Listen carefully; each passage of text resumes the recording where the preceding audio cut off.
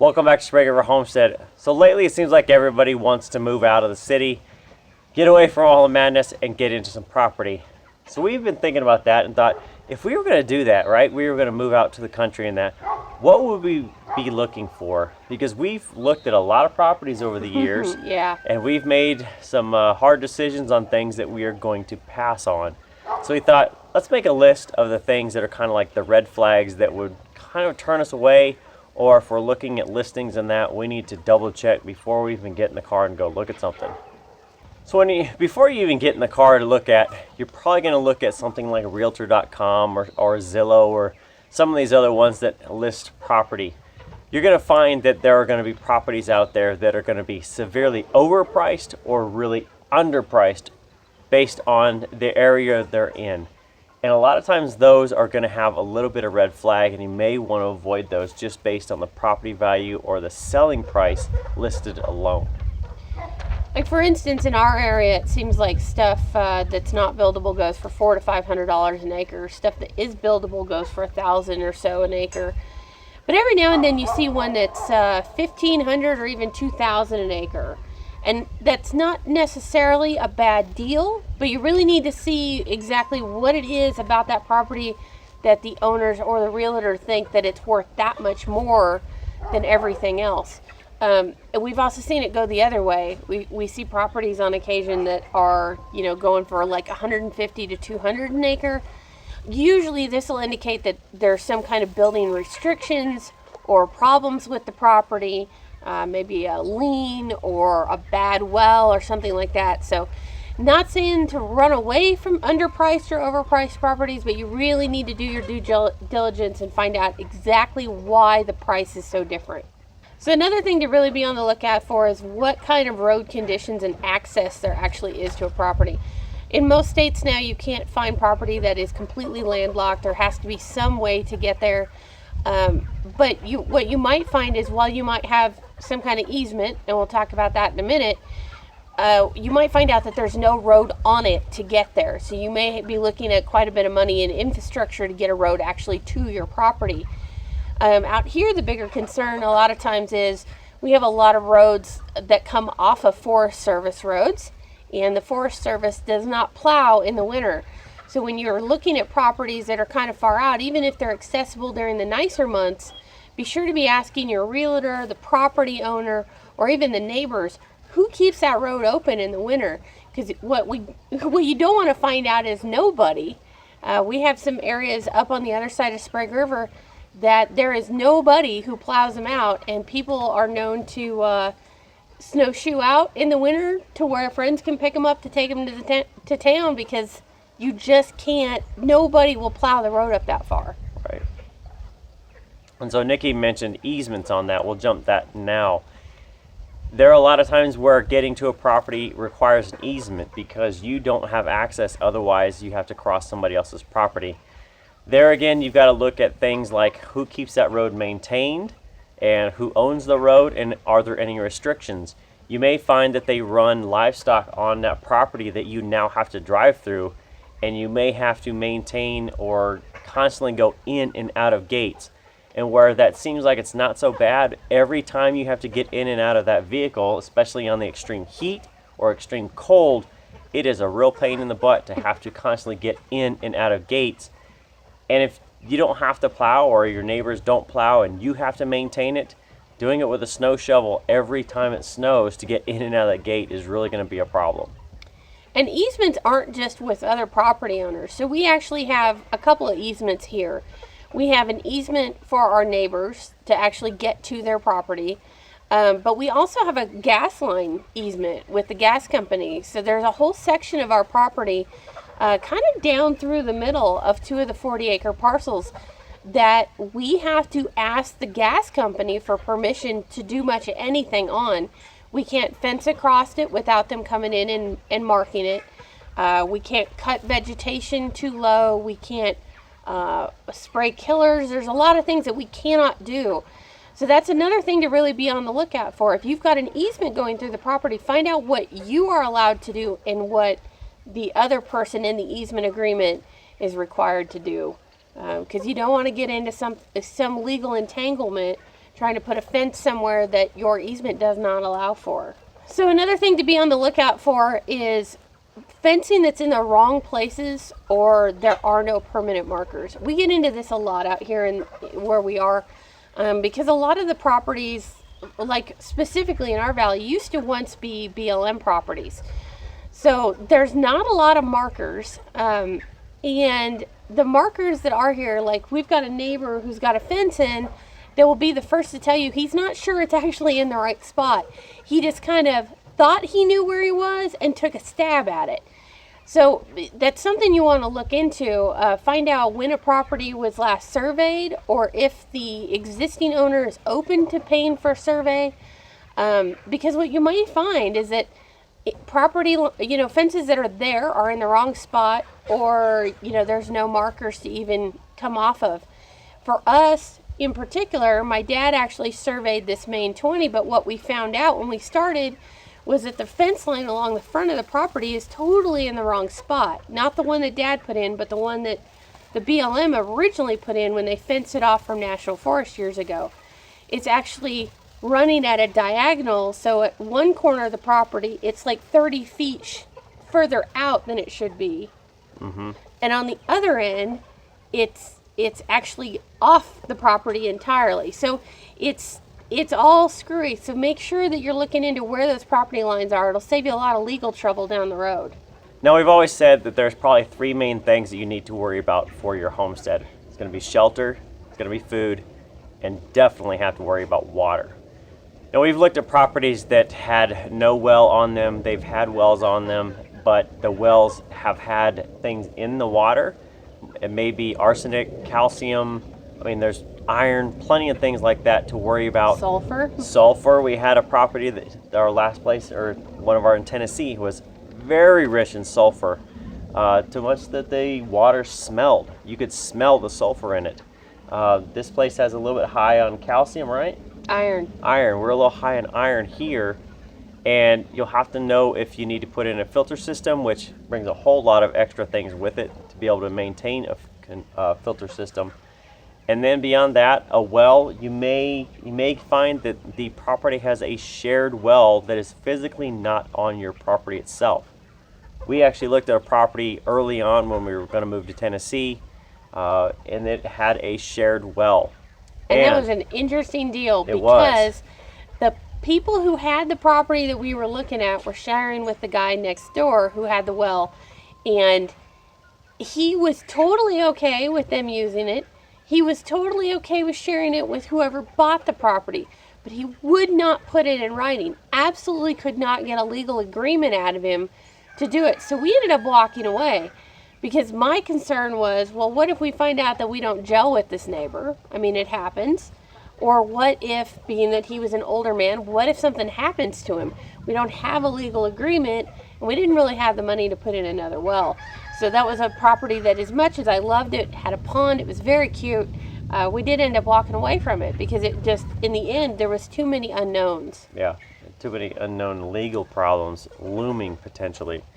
So that may be something you have to look at, is the water quality, if you do have a well, and then who owns it, who has the rights to it, and who's willing to put their name on the line to say that everything is going to be okay for the future.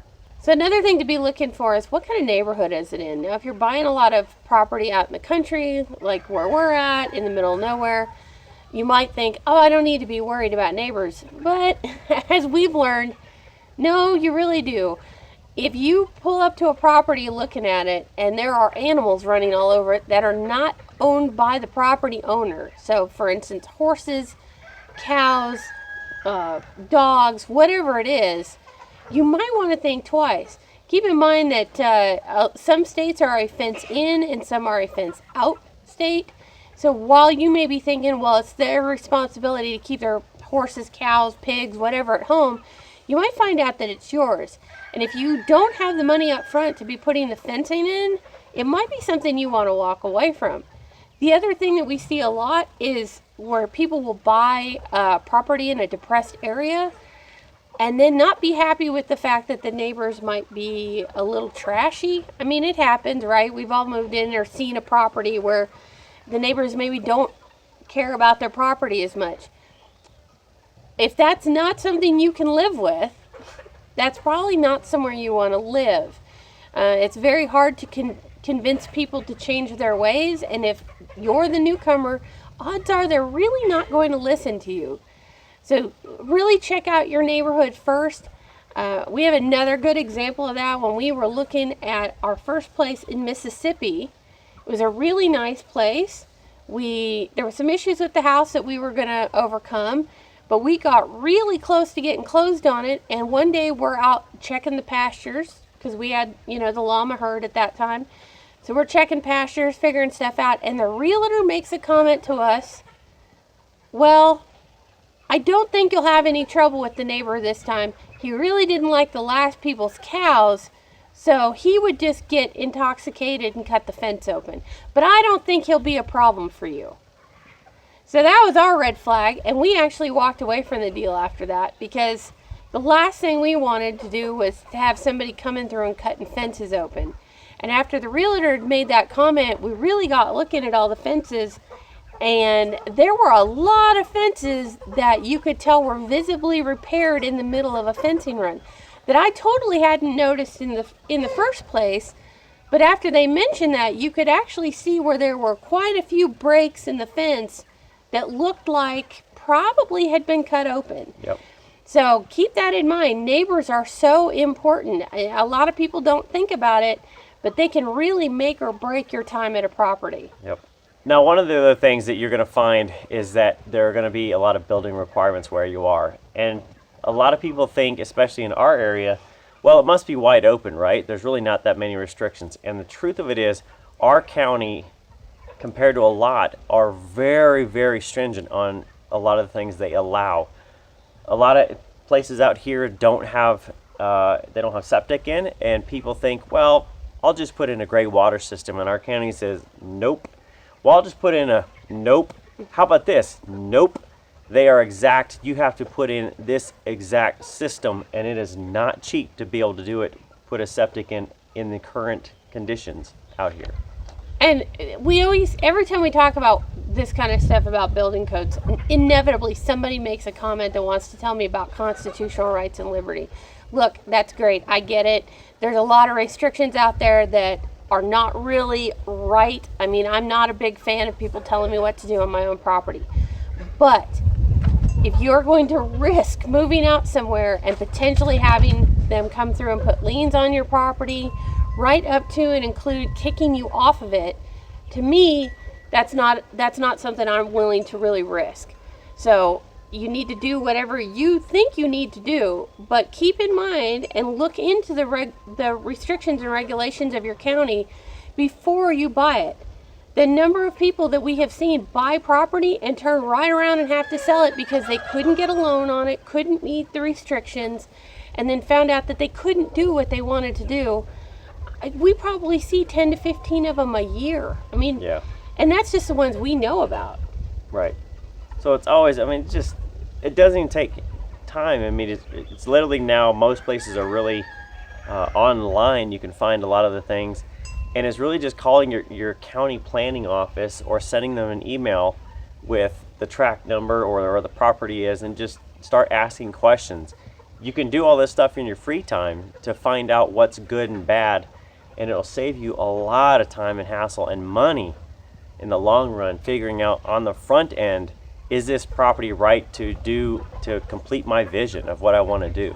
And it's probably the last thing that we have seen, done, and experienced ourselves is finding properties that look like they match the vision, but the amount of work, time, and money to go into them to get to that point is way beyond what a person or a family can accomplish. And this is where you have to have some really tough conversations, not only with yourself, but the family that's coming with you. There are times that you find stuff that's in a really good deal but needs a lot of work, and we see a lot of people that do this and they jump into it and they buy these properties, and 4 and 5 years into it they give up and they leave because it was really more than they were capable of. There's nothing wrong with that, and I'm not saying that you can't learn a whole lot of stuff on the fly as you go, but you need to really be realistic about what you're capable of. There were some folks up the street from us not too long ago that, man, they had some great visions and some great dreams. Come to find out, he had a really bad back. He was a veteran and could not do even a third of the things that they really needed to do. And his wife was a little tiny woman, and I don't know what her capabilities actually were, but she made it pretty clear that in her version of things, that's the man's job. And he really wasn't capable of doing the things that they talked about doing. So they made it a couple of years, and sadly they sold and they left because it was just too much work. So be realistic. It might be a really good deal, but if it needs a lot of work and you can't do it, it's probably a red flag for you. Yeah, I mean that's probably the hardest conversation to have, right? Because it's pretty easy to say, well, I can't do that because someone else is stopping me. That's pretty easy. The hardest one is to really kind of look yourself in the mirror and be like, I'm going to sign up to put in hundreds of thousands of dollars in a bare property, and I'm going to build this house, and you know, all the stuff that you think, I can do this, I have the capability, and to think 5 years later you have not really gotten anywhere because you're trying to do open heart surgery on yourself while your heart's beating, and it really doesn't work that way. You can't. It's very hard to build and live at the same time. We've done it, and I tell you what, there's a lot of days I'm like, man, it would have been so nice to buy a place that was exactly done the way we wanted, and we could have just enjoyed it versus having to do it all ourselves.